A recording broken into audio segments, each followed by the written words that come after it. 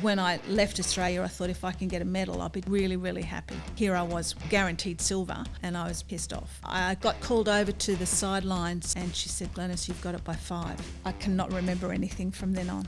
I was in La La Land. I went to bed with the medal beside me on the ground, and I can remember waking up and feeling the ground going, oh, it wasn't a dream, it did really happen. The week before the Australian Championships, I had a car accident. As an athlete, I think you've got this end result that you want, and you think you've got a pathway there and you've got a journey, but sometimes there's obstacles that gets in your way, and as a person, you've just got to realise that there are going to be those obstacles and you've got to find another way. Welcome back to the M26 Fit podcast. I'm pumped to be back with you all after an incredible trek from base camp. It was a journey filled with awe, challenge and reflection, and I can't wait to share some of those highlights with you. So do keep an eye out for our social media platforms for some highlights of the trip. We always value your feedback, and we'd love to hear your thoughts, questions or reviews on any of our episodes. Your insights help us shape our content and create episodes that continue to inspire, educate and empower you.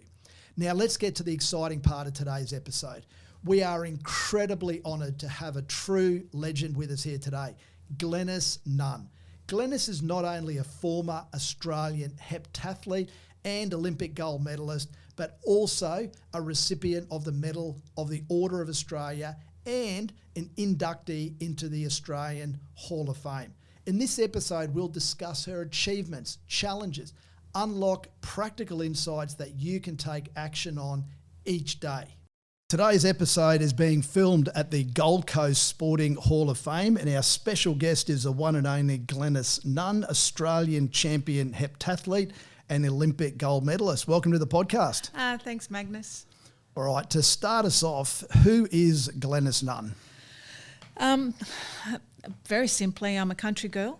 I would say that I'm a little bit of a recluse. I don't like being in lots of crowds. I would much rather be out on my farm with my animals and just having time to myself. I do enjoy, though, helping athletes because that's my passion. I mean, that's where I got a lot of success from in my life, and I think I'm here to do something with young people and help them in their journey. So whereabouts were you born? I was born in Toowoomba, so loved it, cold place, but spent a lot of time out on a farm. So when I was young, it used to take me an hour to get to and from school on a school bus, and then we used to walk down the hill to the farm, and sometimes when I had training, my coach would pick me up from school, and then my dad would pick me up from training after he finished work, and then we'd drive back to the farm. So, and a lot of the time I'd actually train on the farm because my dad dug me a sand pit, so I had a long jump there. I had a high jump bar and uprights and Hessian bags filled with foam, so that was my high jump. I had hurdles that were pieces of dowel that were knocked into the ground and had a piece of dowel across, so you could only hurdle one way. And I had a farm. I could do cross country. I could run up hills and through different areas, and it was just wonderful. I had a great upbringing. So that's where the little country girl comes from, up in Toowoomba. Exactly. We were outside. We lived at Hodson Vale, which is, my dad had quite a big property out there, and he came from a sheep property out at Cunnamulla, Charleville. So, it goes back a long way. We used to spend a lot of time at Dalby, and we'd spend holidays in the shearing shed and jumping into wool and doing all that sort of stuff. I just loved it. Sounds like fun. It was. Amazing. All right, that leads us into our next question. Can you share your journey on how you became a heptathlete and what inspired you to pursue this multidisciplinary sport in the end to a very elite level? Well, I mean, I was an athlete since I was 9, and my parents used to take me to all these various country carnivals, and I loved that. And, I have got many sashes from different country places that I used to run races, and it was just something that I did, and we used to have a neighbour, and my neighbour used to say to Mum, "This kid's going to do something." And it was just one of those things. And I think the multi-events chose me because I wasn't particularly going to set the world on fire in one event, but put all the events together, and then I sort of had something to show. And it was probably around when I was 14, I had my first sponsorship with Adidas. Adidas saw me and they went, yeah, I think this kid's got something. And I remember getting my first pair of spikes and going to the junior championships and doing quite well there. And then it just sort of went from there. And plus, I think when I competed, it saved warming up. You just went from one event to the other in a state championship. So I just did everything, and that was sort of where it started. Wow. So were you still in Toowoomba at that time? Still in Toowoomba. I moved to Brisbane when I finished school. So I finished school and then went to university at Teachers College in Brisbane.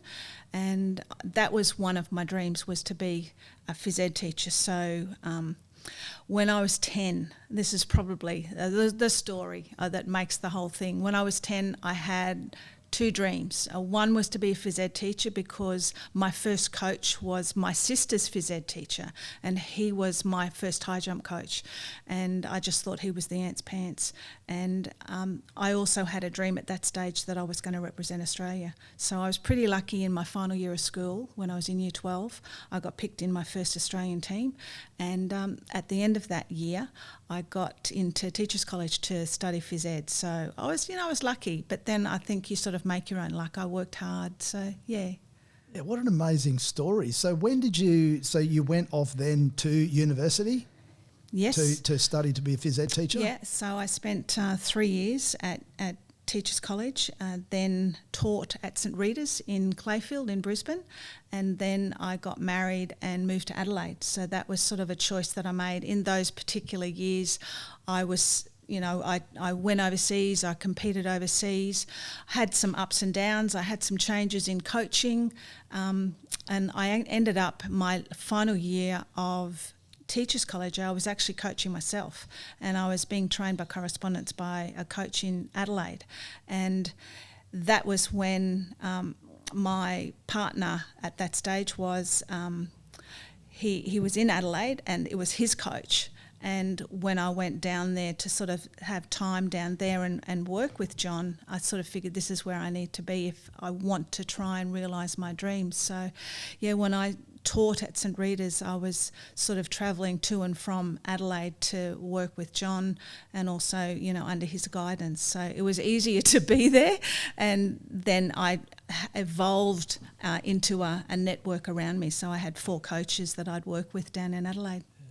So you're training pretty much full time and professional. You couldn't call that the sport was actually professional back then, but you were studying initially and competing, and then working and competing. Yeah, well, when I was at college, I was actually at college. So, and back then you were full-time at college. It wasn't like it is now where you can actually have a job.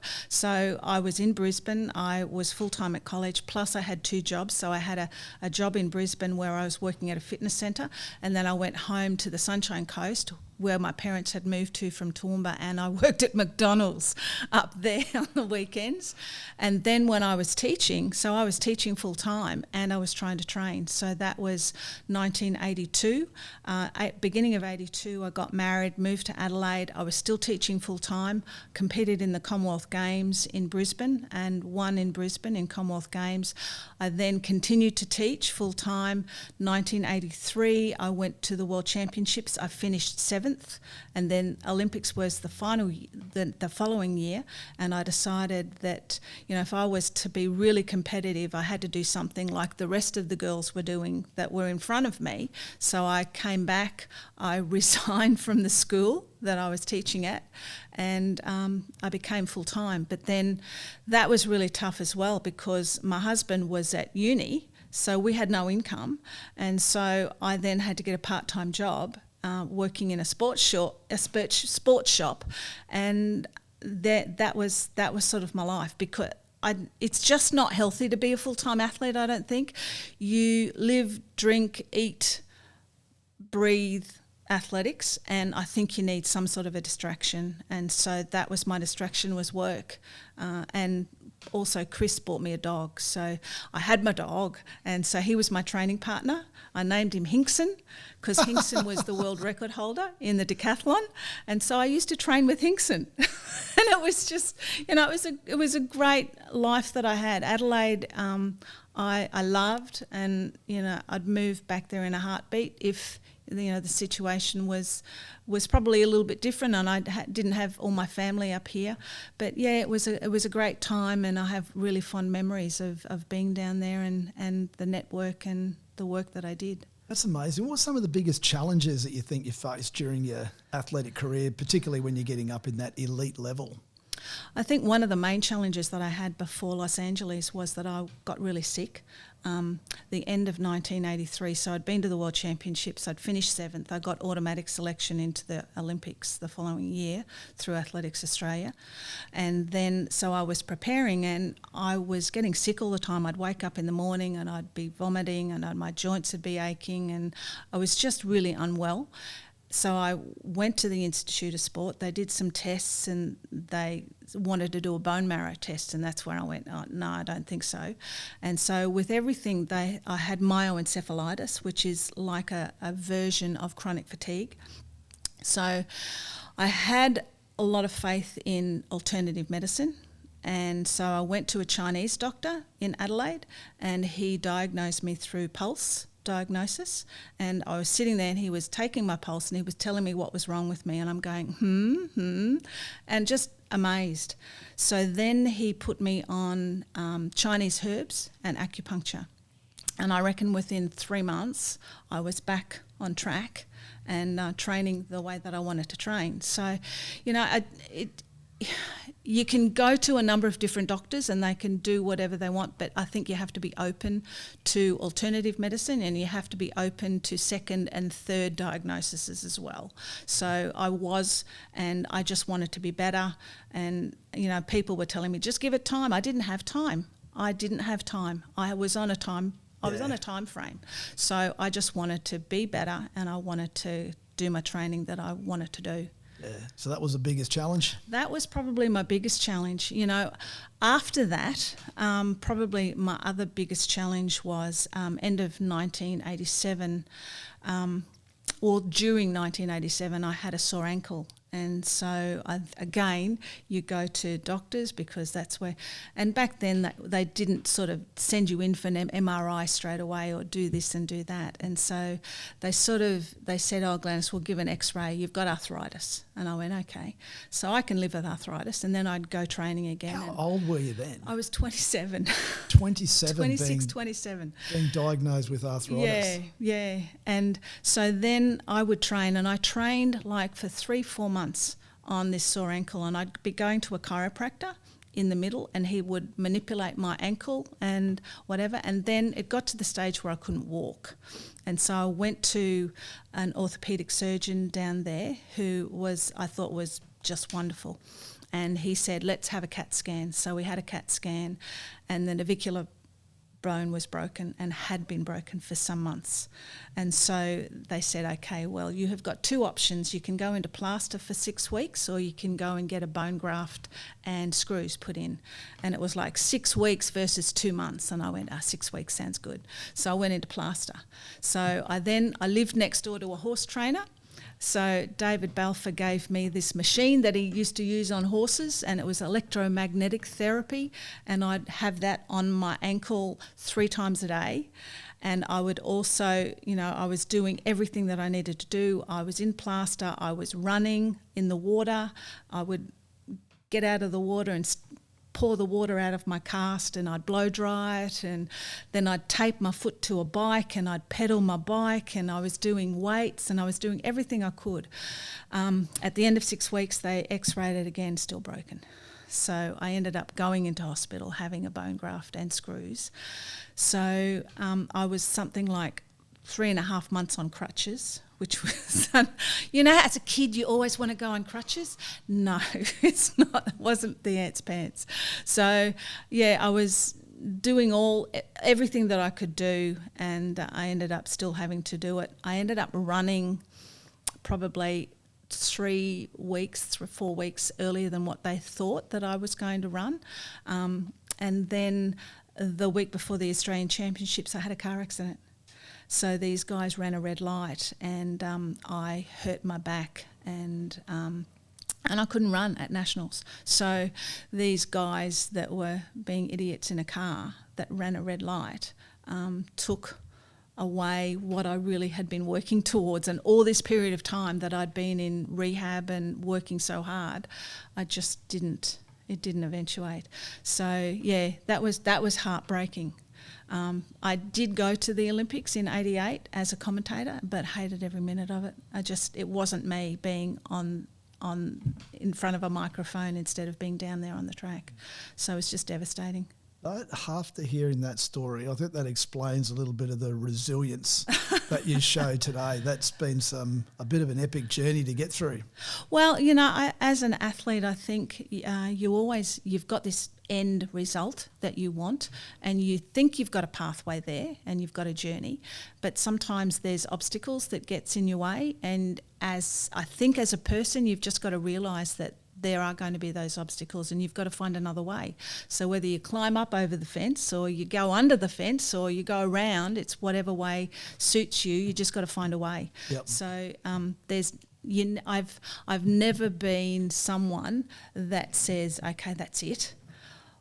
So there's always something. Even at the end of my career, so when was it? 1994, when I tried to get to another Commonwealth Games, I ended up tearing a hamstring, and I was doing the 400 hurdles at that stage. I tore a hamstring, actually went off like a bullet. I heard it and crashed to the ground, and I was black and blue from my back of my knee up to my hip, and it was just awful. And the Athletics Australia gave me a little bit of extra time to try and qualify. And I think the whole time that I was running, it was like this weight was on my shoulder, because I'd lost the sight of why I was doing what I was doing, and I was doing it for everyone else and the expectation of everyone else, and I wasn't doing it for me. And as soon as I took that weight off my shoulder, because at that stage I had a 2-year-old as well. So I had a 2-year-old running around. I was working full time, plus I was trying to make a Commonwealth Games team, and it was tough. And then when I pulled the plug of not going to, or not trying anymore, and it was just like, oh my God, all this weight was lifted from my shoulders. And I actually then decided to compete in the World Masters Games. And I found out I was pregnant, and I competed 3 months pregnant and really enjoyed myself. It was just like, okay, this is what it's like again. I just really enjoy doing this and being part of a world that you can test yourself and just have fun, because that's what it's all about, really. It's just having fun. You've got to stop and recognise why you're doing what you're doing. Wow. All right, achieving a high level of performance requires not only physical strength, but a strong mindset. Can you explain how you cultivated that mental resilience and the role it played in your success as an athlete? Now, I know you've touched on a few. Is there anything in particular that you could share with us? Look, I think it was because back then we didn't have sports psychologists, that they weren't part of a team, they weren't part of anything. So it was me talking to my coach, and it was me trying to figure out the best way to approach different things. I used to believe a lot in rituals and just a process that you go through. And I used to dream a lot. And, I'm a dreamer. You have these dreams, and as I said, I started as a 10-year-old. Before Los Angeles, before I competed in LA, I had a dream. So I dreamt of flowers, and I dreamt of running 13:01 in the hurdles. So the next day before the competition, flowers came, and they were from Tom McVeigh, who was the Minister for Sport at that particular time, and he knew me since I was knee-high to a grasshopper, so, from Toowoomba. And then the next day when I was warming up, people were coming up to me saying, oh, good luck, how are you going to go? I think I'm going to run 13:01 the hurdles. I dreamt it. Yeah, sure, you've never run that fast. You're running into a headwind, Glynis. Yes, I'm going to run 13:01. So as the race, or when the race finished, won the hurdles, which was fantastic. And as I crossed the line, there's a big scoreboard in front of you, and up in the top right-hand corner was the time of the person that won. And I looked up and there was 13:01. And I turned to the non-believers in the grandstand and pointed, and they just shook their heads. So it was later ratified to 13:02, but hey, it's close enough to me. It was 13:01 when I crossed the line. But and in a headwind. I know, and I'd never run that fast. But, I was feeling good. And, I'm a great believer in mental rehearsal and imagery and all that sort of stuff. And that's what I used to use. So I'd go to bed at night, particularly leading up to a competition, music in my ears, and just closing my eyes and seeing myself do every event in the heptathlon as best as I could. And that was self-taught. I had to teach myself. And, in a heptathlon, you have to be resilient, because if you do bad in one event, you have to move on.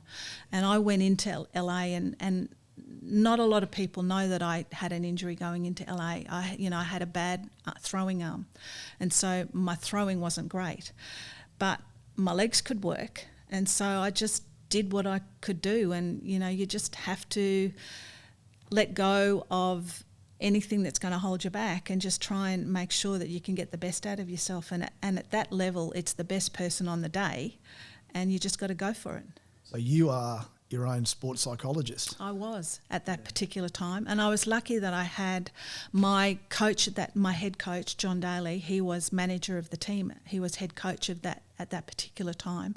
And Wendy who was manager of the Australian team, she also was from Adelaide, and I'd spent a lot of time with Wendy as well. So I had some great people in my corner, and even the night between the events. So I couldn't sleep the night between the 2 days, and I sort of went over and I'm going, what's wrong? And I counted up my score, and I thought, I'm 10 points down. My points should be different. So I went to JD and I said, John, they've done my points wrong. I should be 10 points more than what I am. And he said, oh, leave it, we'll fix it up in the morning. And I said, well, I can't sleep. So he gave me a Bailey's. So I had Bailey's between, days in my competition to help me sleep. Then it worked. And the next morning when we went down to check the points, they'd picked it up during the night, and so it was fixed up. But if I hadn't have, and they hadn't have picked it up, I would have lost by 5 points. So the competition was that close. Okay, so to summarise, so the mental strength comes from dreaming and from affirmations and Baileys. Yes. Okay. Oh, and pavlova. So it's, again, this ritual thing. So I used to always have to have pavlova for breakfast, which is an issue because over in America you can't buy them, and so you have to make it. And so I used to always travel with these magic eggs, the eggs that you put water and sugar and you beat like hell, and you just then... I do remember those. Yeah, so that was what I used to travel with. So wherever I went in Europe or America or anywhere in the world, I had to take my little pav that I had to make, and because it was that was a whole nother story, and interesting. That's gold, absolute gold. All right, winning the gold medal at the 84 Los Angeles Olympics was obviously a very significant achievement in your career. Can you share your most memorable moment from that experience and the emotions that you felt at the time? Probably the most memorable were the two events on the beginning of both days. So they were my favourite events, so hurdles and long jump. So hurdles, I started, I won, I did a PB, that was great. So long jump, went in, I had been jumping really well, came second to Sabine Braun. Both of us put pressure on Jackie Joyner, who was, the favourite, and she had done fouls, and so she had to get her third. So we'd both done PBs in the long jump, so, we were jumping out of our skin. So Jackie didn't do as well as what she had expected, and so, that was a memory, and it was a way of approaching events in the heptathlon as well, because even though you're not you're competing against yourself and the scorebook, but you're still competing against others. And so if you can put pressure on someone by performing well, particularly in an event like long jump, because if you can get a jump out, then they're going, oh shit, I've got to do well, and they've got to try and put it in, and if they try hard, then they fail. And so it's just something that you do, and Sabine and I did talk about it, and that was sort of the result. But after that, do you remember the exact moment when you knew that you'd won? Yeah. So after leading into the 800, I knew I had to be within 2.5 seconds of Sabine, because Sabine was the crack 800 runner, and then I had to be 2.5 seconds ahead of Jackie. And so I came in, so we were running, Sabine crossed the line and I went 1 and 2, and I went, okay, I got her. And then I spun around and I looked at Jackie and I went 1 and 2 and I went, oh, shit. And she came up, we were sort of walking around, and she came over to me, she said, what do you think? And I said, I think you've got it. And she said, yes, so do I. And I'm swearing and cursing in my head going, oh, no, what's happening? Because when I left Australia, I thought if I can get a medal, I'll be really, really happy. And here I was, guaranteed silver, and I was pissed off. So I got called over to the sideline, so to the fence, by an athlete that I used to compete against. So she was broadcasting for the ABC, and she called me over and she said, Glynis, you've got it by 5. I cannot remember anything from then on. I was in La La Land. So that was sort of it. And then we sort of, normally what happens after a heptathlon is that you go around the track, but we never did, because at that particular time, Jackie had her brother who was competing in the triple jump, and he was leading. He won the triple jump, so he was up at the 100-metre mark, and because he was yelling at her on the way around. And then Carl Lewis had run his 100, so it was like an American night, and it was just all the Americans. So we never ever really got to do a lap of honour or a lap of heptathlon, which is what the multi-events is notorious for. So sort of missed out a little bit there, but seriously, I don't know whether I would have remembered much at any rate. So you don't recall what emotions that you felt? No, it was like a dream. So it was like a dream. So I can remember going up to Rick Mitchell. So Mitch was a great supporter of mine. He'd been a silver medalist at Moscow, so I had achieved something that he'd always wanted to achieve. I can remember travelling with him and Raylene Boyle once down on a plane to Melbourne, and I was sitting in the middle, and they both went, yeah, you've got what we want. And I went, I was just, it was just one of those things. I shared it with people. It was like a dream. That day between the javelin and the 800, I can remember walking back to the village because there was a break, because I'd had a machine to deaden the pain on my elbow at that time, and I'd miscalculated the time of the javelin, and I'd put it on too early. So I messed it up, and so when I actually threw, I had pain in my arm still, which was not what I wanted. And my coach said, I've changed my shirt. So he had a green shirt on at the beginning of the day, and at the end of the day he had a gold shirt on. And he said, this is the colour of your medal. And we walked past a fountain, and he said, if you win, we're coming back here with a bottle of champagne. We never did, because sort of things just took hold and we just never got there, and we never ever did it, which was a little bit sad because he's not here anymore, so I can't celebrate with him. Do you remember when it sunk in?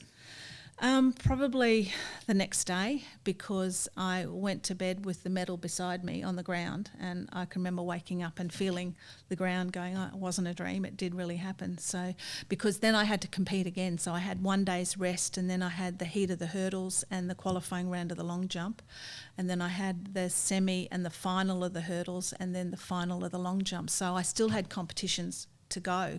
So it was still a busy time for me. I got to ask, did you dream that you could win the gold medal? No, I did. That was something I didn't dream. So I dreamt of flowers and the 1301, but I didn't dream. Whereas in Brisbane in '82, I dreamt that I'd won. So that was different. So in different competitions, I dreamt of different things. And I really only dreamt in the competitions that I had really prepared well for. So when I was young, I didn't sort of dream a lot, but as I got older, I think it's the mental rehearsal and the imagery and everything else that actually cultivates the dreams. And I think it's the belief. I'm a great believer. If you believe that you've prepared as well as you can and you've crossed every path and done whatever you can, you don't walk away wondering if you could have done it, because that's a really big question. Said. So transitioning from being a full-time athlete to a life after competition can be challenging. What were some of the key lessons that you learned during that transition, and how did you adopt that to the new phase in your life?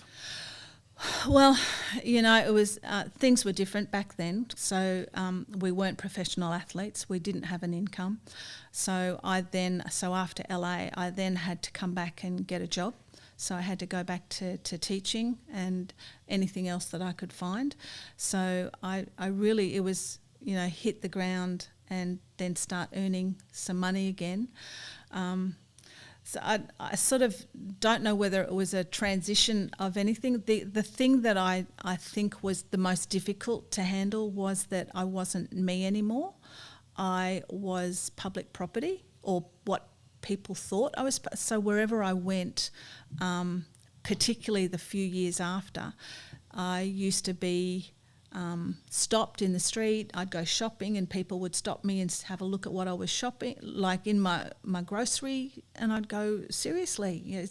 It was a bit of a hard pill to swallow, because I'm not that outgoing sort of person, and I just wanted my own time, and that was something that I didn't have anymore.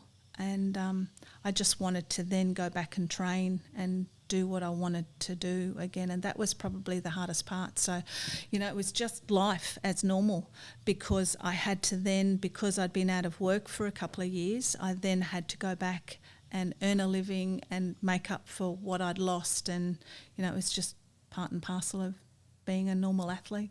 Yeah, because it can be tough, that transition sometimes, isn't it? That you've just gone from, all of a sudden you've had all these goals and dreams, and then next thing you know, you just, like you said, you're a normal person back in society, yeah, with the exception of some fame. Yes, yeah, but I think it was later on, probably not in those immediate years, because I was still very young. I thought I was young, 23, 24, 25. It was later on in my late 20s that I realised that, my name could open doors. And if I wanted to do something, or if I wanted, particularly here with the academy where I'm working now, I have the ability for people to know who I am and what I've done. And I would hope that I'm a bit of a role model. I hope that what I stand for is good, and that I'm a nice person, and that's what I try and cultivate in the people that I work with. And so that was sort of the recognition at a later stage, but it was still tough, because then, at a later stage I became a mum. I lost my identity. I was the kid's mother. I wasn't me anymore, and so it went through a whole, and I then stopped being an athlete. So I stopped running, I stopped doing everything for me, and I did everything for everyone else. So I was a coach, I was worker, I was a mum, and so when it got to the end of the day, I'd look and I'd go, haven't done anything for me today. I've done everything for everyone else. And I sort of went into that period where I went into a bit of a hole, and I thought, this is really tough.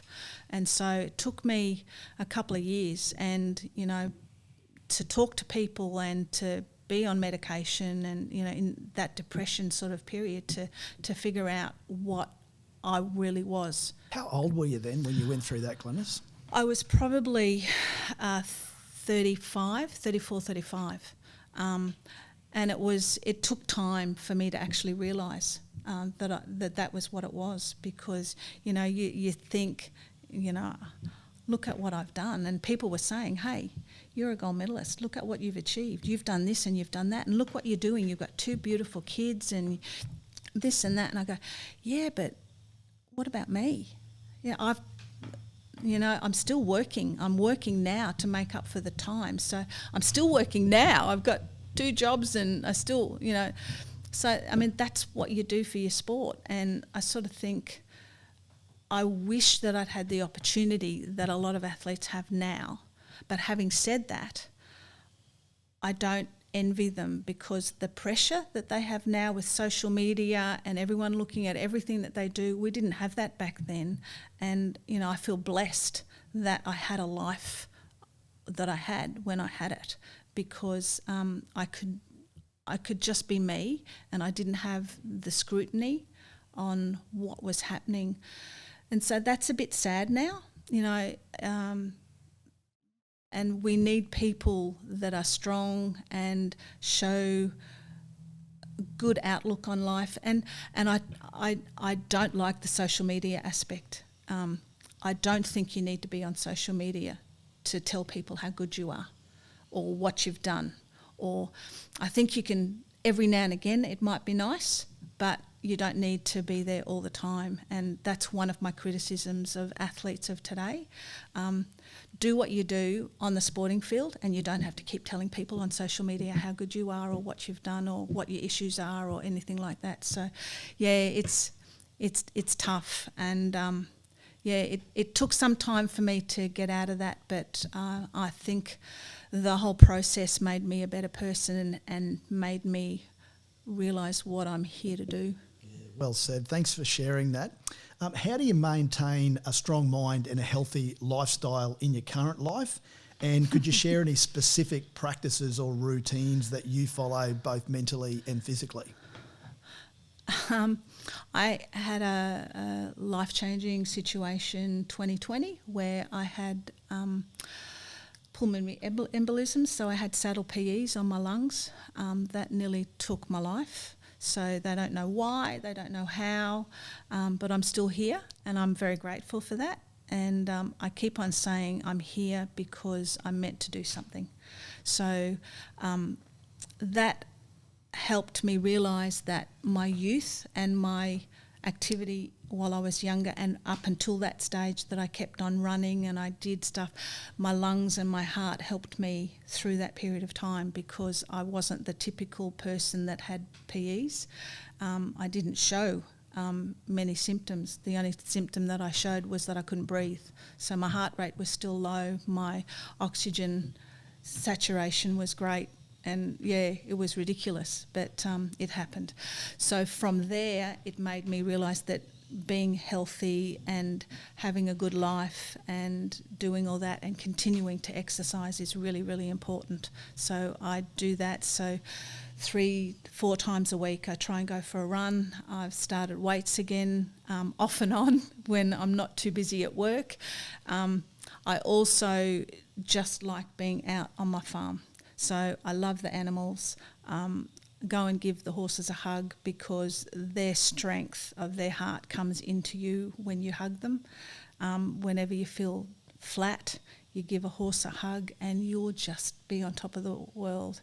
This morning I went out and hugged my little lambs that I've got, and seriously, it just gives you another avenue for life, because you realise that they're relying on you, and that's my resilience. It's making sure that I have got things around me that I love and I'm happy. Whenever I found that I competed well, I was in a good place, I was healthy, my mind was free, and I was happy, I was in a good relationship, I didn't have any issues. Yes, I had pressure on me, like time frames and so forth that need to be done, but I was happy. And, if you're not happy, you need to do something about it. And that's the main thing in life, is that if you're happy, then you can make things happen when you're happy. That's fantastic. I just realised, so you got the cardio that you're doing for obviously your lungs and your heart, and then you got the strength stuff for all of your muscles, and then you're doing nature. Yes. And just the importance of nature and getting back into nature. Yep. I just think there's, 3 really important factors that you can have in your life. And again, just happy. If you're happy and you're in a happy environment and you feel at ease and you know that you've got some good people around you, there's a thing that we often say to the kids in the programs here at the Academy. You're the average of your 5 closest friends. If there's one person in those 5 average friends that you're not happy with, then you need to change it.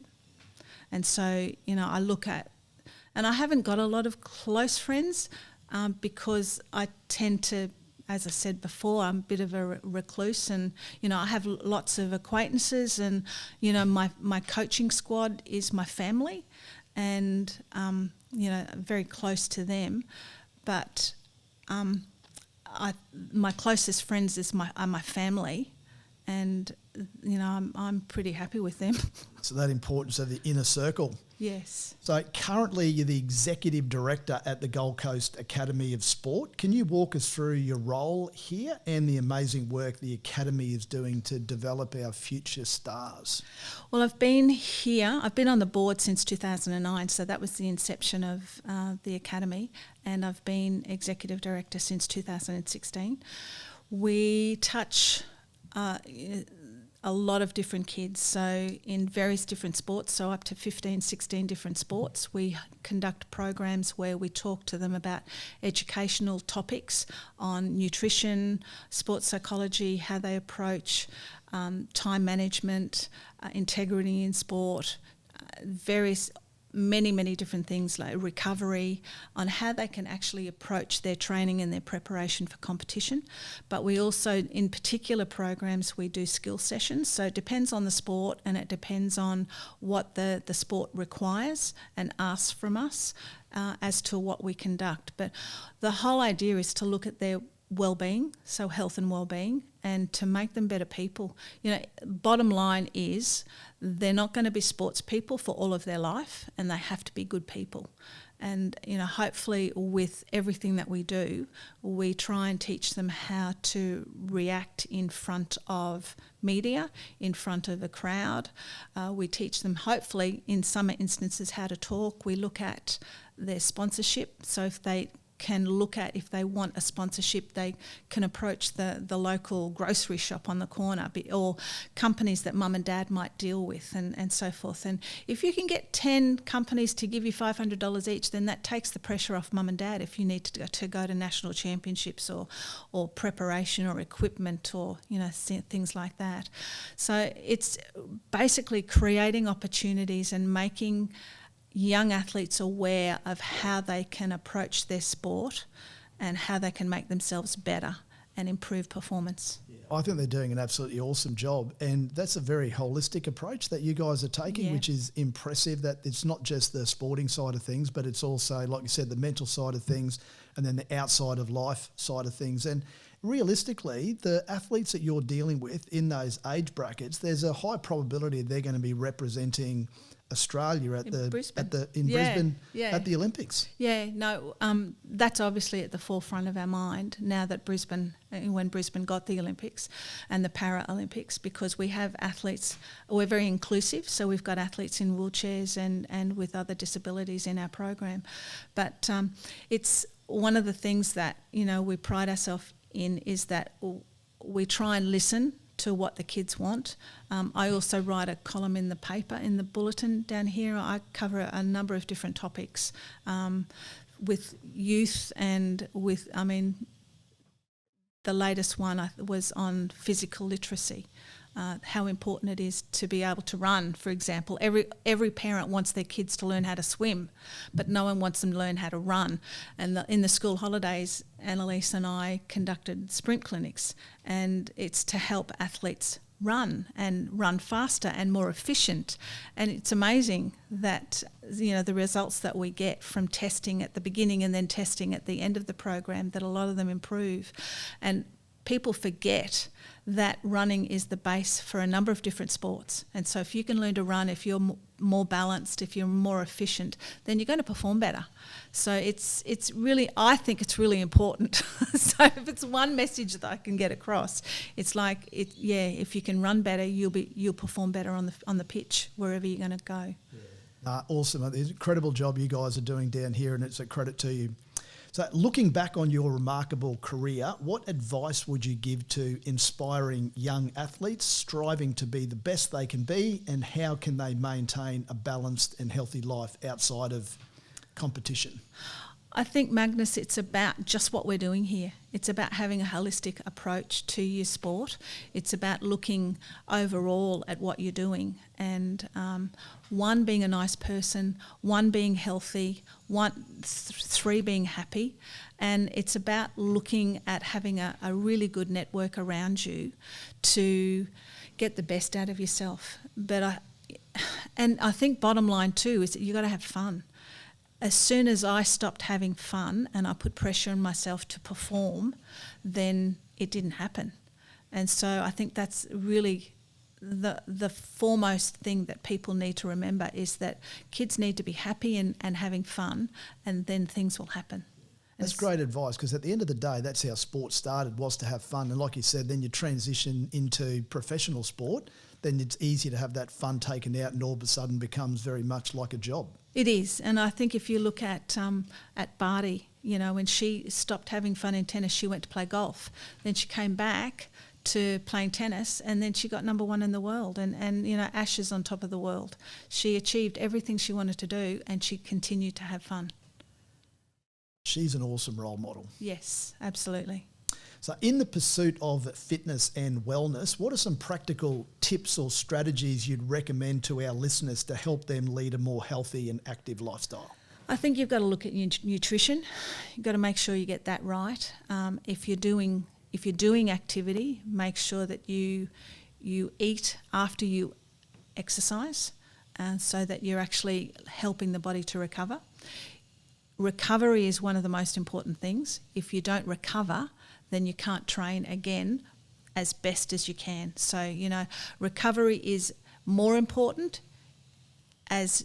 than training. And I think that's something that a lot of people don't recognise, that they think, I've got to do the training, but then they don't recover. And, even when I was an athlete, we didn't worry about recovery. All the things that we do now for recovery with the kids in the programs, I never did. We didn't have rollers, we didn't have trigger balls, we didn't have Normatec boots, we didn't have ice baths, we didn't have all this stuff. We just warmed down. That was it. We warmed down and we stretched.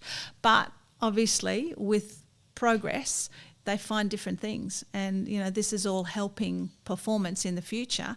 And if that's what it's all about, then we're here to teach the kids. So, recovery, eating well, sleeping well is probably just as important as well. So I think if you can wrap those three things together, you're doing pretty good. Great advice. Very insightful. Now we're into the quick fire questions. You ready? Maybe. All right. Childhood idol. Arthur Ashe. Hobby outside of sport. Horses. The secret to winning. Happy. Who is your biggest competitor? Jackie Joyner. If you could have dinner with anybody in the world? My mum. Your greatest fear? Growing old alone. Favourite meal? Spaghetti bolognese. Most memorable moment? I have to be LA. Post-competition indulgence? Can I do pre-Pavlova? You can do pre. Your quick workout for busy days? Oh, quick workout. No, I just go for a run. Life impacting book? That's no, I haven't got a life impacting book. I read a lot, and I normally have a notepad that I write quotes down in. And so it's that notepad that I write the quotes down in. That's my book, if that makes sense. Apple or orange? Orange. Define success? Happy. What gives you fulfillment? Seeing other people achieve. Advice to a younger self? To a younger self, I've written a letter to my younger self, and there's lots of things in it. Not be as stubborn as what I am. Right, last one. Finish this sentence. I believe. I believe that you can achieve whatever you want to do if you believe in yourself. Fantastic. Thank you so much for taking the time. It's been extremely insightful. I love what you're doing. I love what you've done and love what you're going to be doing in the future. Fantastic. Thanks very much, Glynis. Thanks, Magnus. Thank you so much for tuning in to today's conversation with Glynis.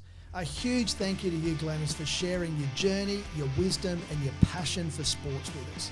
We hope this episode inspired you, educated you and left you feeling empowered.